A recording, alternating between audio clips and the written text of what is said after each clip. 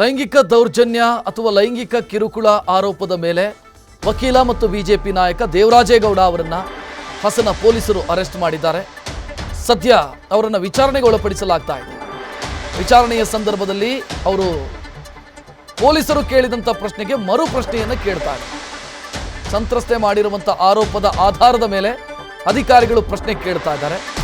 ಹೊಳೆನರಸೀಪುರ ವೃತ್ತ ನಿರೀಕ್ಷಕ circle inspector Suresh ನೇತೃತ್ವದಲ್ಲಿ ವಿಚಾರಣೆ ನಡೀತಾ ಇದೆ. SP Mohammed Sujita, ASP Venkatesh Naidu, DYSP Ashok ಸಮ್ಮುಖದಲ್ಲಿ ದೇವರಾಜೇಗೌಡ ಅವರನ್ನು ವಿಚಾರಣೆಗೆ ಒಳಪಡಿಸಲಾಗ್ತಾ ಇದೆ. ಇನ್ನು ಅತ್ಯಾಚಾರ, ಲೈಂಗಿಕ ದೌರ್ಜನ್ಯ, ಬೆದರಿಕೆ ಬಗ್ಗೆ ಪ್ರಶ್ನೆ ಕೇಳಿದಾಗ ಪೊಲೀಸರು ಮರು ಪ್ರಶ್ನೆಯನ್ನ ದೇವರಾಜೇಗೌಡರು ಕೇಳ್ತಾ ಇದ್ದಾರೆ.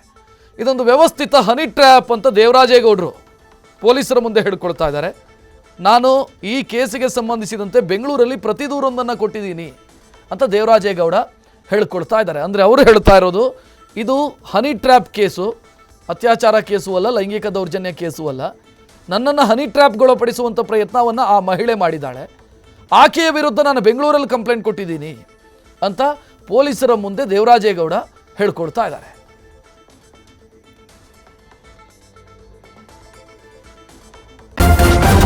ನ್ಯೂಸ್ ಫಸ್ಟ್, ನಿರ್ಭೀತಿಯಿಂದ ನಿಮ್ಮ ಪರವಾಗಿ.